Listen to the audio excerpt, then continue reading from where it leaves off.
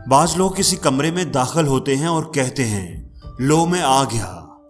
और बाज लोग ऐसे होते हैं जो किसी कमरे में दाखिल होते हैं और लोग कहते हैं देखो वो आ गया। कुछ लोग ऐसे होते हैं जिनके कहीं आने जाने से कोई फर्क नहीं पड़ता, और कुछ लोग ऐसे होते हैं जिनका हर जगह इंतजार किया जाता है, जिनको वेलकम किया जाता है, जिनकी हर जगह इज्जत की जाती है। तो आप किस तरह के बनना चाहते हैं, पहली तरह के या दूसरी तरह के? आप सूट जितना मर्जी अच्छा पहन लें, आउटलुक जितनी मर्जी अच्छी बना लें, लोग इस बात से आपको जज करते हैं, आपके बारे में राय बनाते हैं कि आप बातचीत कितनी अच्छी करते हो। जिसको अच्छी बात करनी आती है इसे हर कोई पसंद करता है, हर कोई उसके साथ वक्त गुजारना चाहता है। तो दोस्तों, लोगों से इज्जत करवाने और उनमें अपना मुकाम बेहतर बनाने के लिए आज मैं आपसे 4 चीजें डिस्कस करूंगा। सबसे पहली बात कि लोगों को उनकी अहमियत का एहसास दिलाएं। अक्सर लोग जब किसी से बात करते हैं तो वो अपने कारनामों, अपनी अचीवमेंट का जिक्र करने लगते हैं, अपनी शेखियां मारते रहते हैं और समझते हैं कि लोग उनसे इम्प्रेस हो जाएंगे, उनको पसंद करने लगेंगे। तो दोस्तों, ऐसा कभी नहीं होता।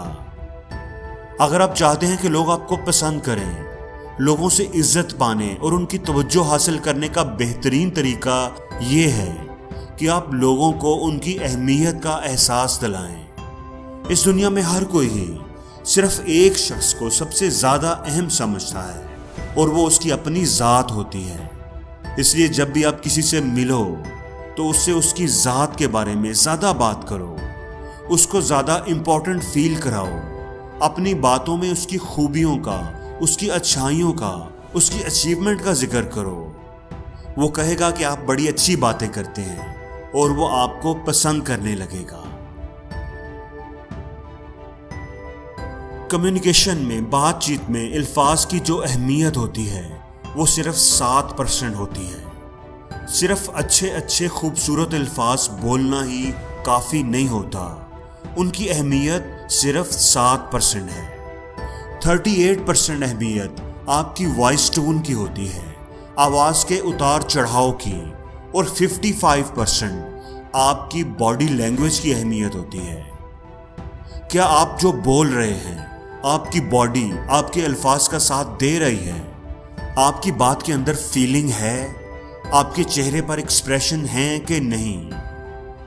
दोस्तों, आपके अल्फाज में जान आपको अपनी फीलिंग से डालना पड़ेगी, फिर चाहे वो आपकी वॉइस टोन से या आपकी बॉडी लैंग्वेज से। आपके अल्फाज चाहे कितने ही खूबसूरत क्यों ना हो, लेकिन अगर आपकी आवाज़ में, अल्फाज में जज्बात नहीं होंगे तो आपकी बात में असर भी नहीं होगा।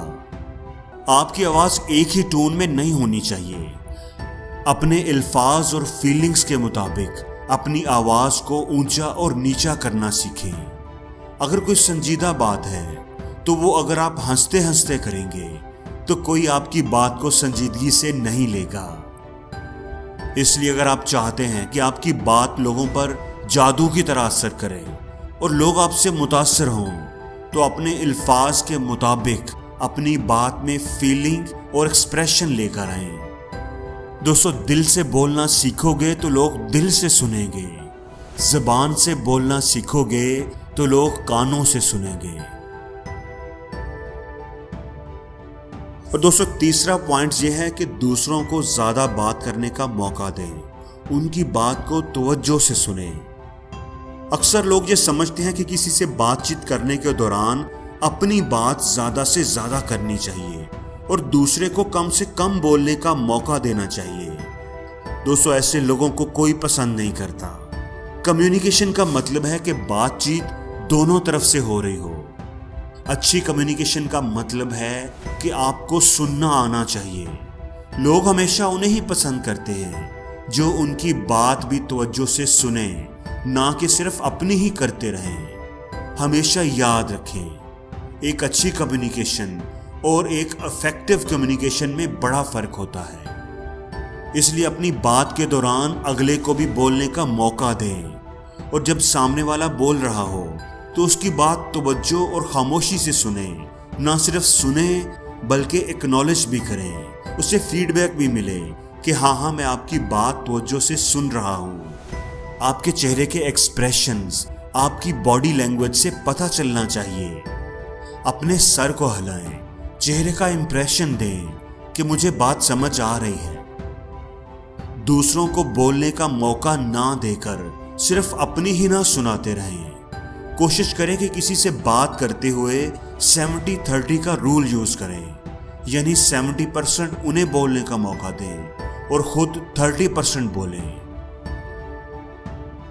दोस्तों, जब भी हम नए दोस्त बनाना चाहते हैं, नए लोगों से मिलना चाहते हैं, तो हमारे लिए सबसे बड़ी प्रॉब्लम ये होती है कि हम उनसे बात क्या करें। और यही डर और खौफ हमें महदूद कर देता है, लोगों से मिलने से रोकता है। तो उसके लिए हम कुछ टेक्निक्स यूज कर सकते हैं। जैसे पहली टेक्निक है थ्रेडिंग। इसमें अगले बंदे ने जो बात की होती है उसमें से ही आप थ्रेड निकालकर सवाल करते जाते हैं और बात को आगे बढ़ाते जाते हैं। फर्ज करो अगर कोई कहता है कि पिछले हफ्ते मैं कराची गया था, तो आप बात कर सकते हैं कि कराची आपको कैसा शहर लगा, किस कंपनी के साथ आपकी मीटिंग थी, कराची में आप कहाँ कहाँ गए थे। और फिर इसी तरह आप उसकी कंपनी के थ्रेड बनाकर उसके बारे में भी बात कर सकते हैं। एक और टेक्निक जो आप यूज कर सकते हैं वो है पैरोटिंग टेक्निक। जब आप किसी से बात कर रहे हो और आपको लगे कि आपके पास करने को कोई बात ही नहीं, तो आप पैरोटिंग टेक्निक का इस्तेमाल कर सकते हैं। ये बहुत ही सिंपल है, आपने बस पैरट की तरह बिहेव करना है। जैसे तोता सिर्फ आपकी बात को रिपीट करके ही आपका दिल जीत लेता है, बिल्कुल इसी तरह आप बस अगले बंदे की बात के आखिरी 2-3 वर्ड्स को रिपीट करते जाएं। जैसे अगर आपका कोई दोस्त आपको मिला तो आप उससे पूछें कि वो कहाँ से आया है। वो कहता है मैं थिएटर से आया हूँ, तो आप कहें ओ अच्छा थिएटर से। वो कहता है कि आज मैंने एक बड़ी जबरदस्त फिल्म देखी है, तो आप कहें अच्छा जबरदस्त फिल्म। वो कहेगा कि हाँ वो बड़ी एक्शन फिल्म थी। इसी तरह आप उसकी बात के आखिरी 2-3 वर्ड्स को रिपीट करते जाएं तो वो बोलता जाएगा और आपको फिल्म की पूरी कहानी सुना देगा। इस तरह आप घंटों लोगों से आसानी से बात कर सकते हैं। और जिंदगी में हर रोज कुछ नया सीखो, नया सोचो, नया करो, लर्न करो।